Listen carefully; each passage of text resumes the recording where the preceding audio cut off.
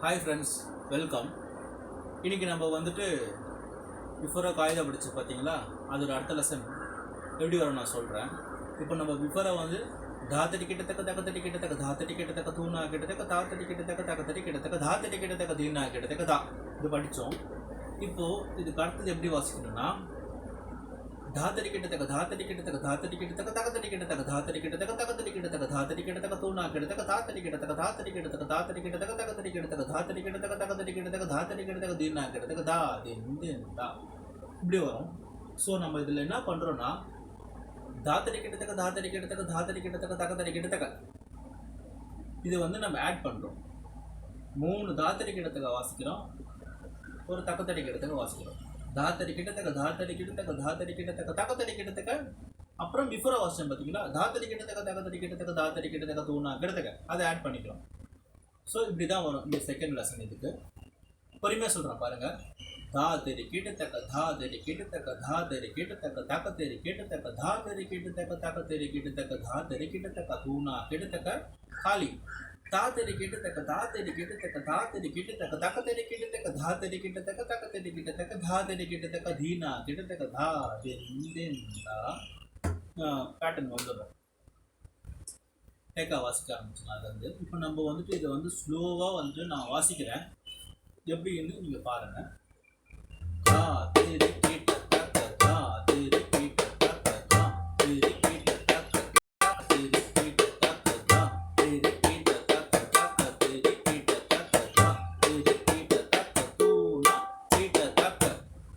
அது வரைக்கும்.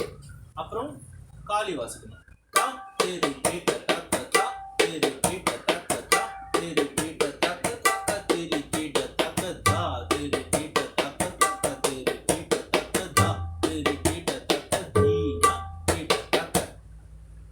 ஸோ இது நீங்கள் வந்துட்டு இது கொஞ்சம் பெருசாக இருக்கிற மாதிரி இருக்கும்.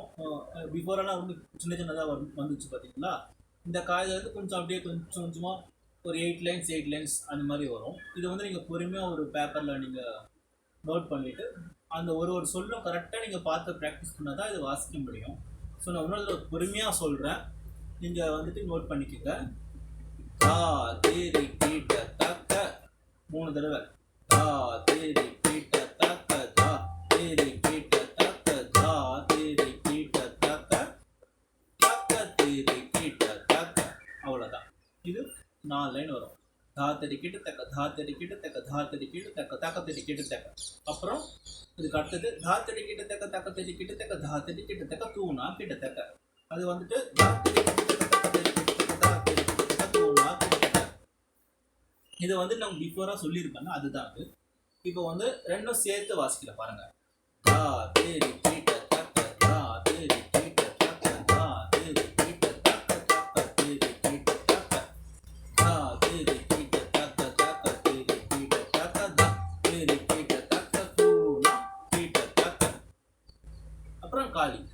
தா தேரி கிட்ட தக்க தா தேரி கிட்ட தக்க தா தேரி கிட்ட தக்க தக்க தேரி கிட்ட தக்க தா தேரி கிட்ட தக்க தக்க தேரி கிட்ட தக்க தா தேரி கிட்ட தக்க தீனா கிட்ட தக்க. அவ்வளோதான் ஃப்ரெண்ட்ஸ் இந்த லெசன். கொஞ்சம் பெருசாக இருக்கிற மாதிரி இருக்கும். இதை நீங்கள் நோட் பண்ணி பொறுமையாக வாசிச்சிங்கன்னா வாசிக்க முடியும் உங்களால். இதுலேயும் வந்துட்டு அந்த பிஃபோராக சொன்னேன் பார்த்தீங்களா, ஸ்ட்ரெச் பண்ணி வாசிக்கிறது, கொத்தி வாசிக்கிறது எல்லாமே நீங்கள் ப்ராக்டிஸ் பண்ணலாம். நான் அது வாசிச்சும் காமிக்கிறேன். தாத்தடி கிட்டத்தக்க தாத்தடி கிட்டத்தக்க தாத்தடி கிட்டத்தக்க தக்கத்தடி கிட்டத்தக்க அங்கே தான் ஸ்ட்ரெச் பண்ணணும் இந்த லெசனில். 3வது தக்கத்தடி கிட்டத்தக்க இருக்குது பார்த்தீங்களா.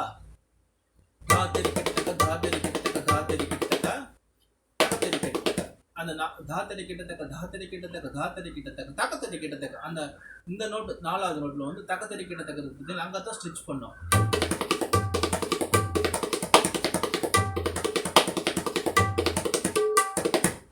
காலி.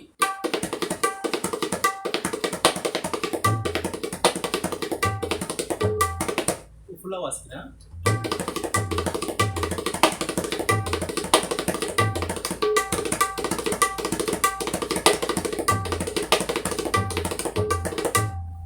அவ்வளோதான் ஃப்ரெண்ட்ஸ்.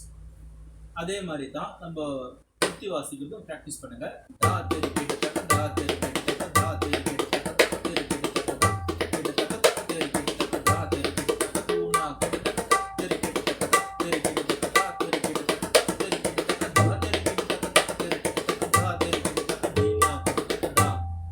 கொஞ்சம் ஃபாஸ்ட் பண்ண எப்படி இருக்குன்னு வாசிக்கிறேன்.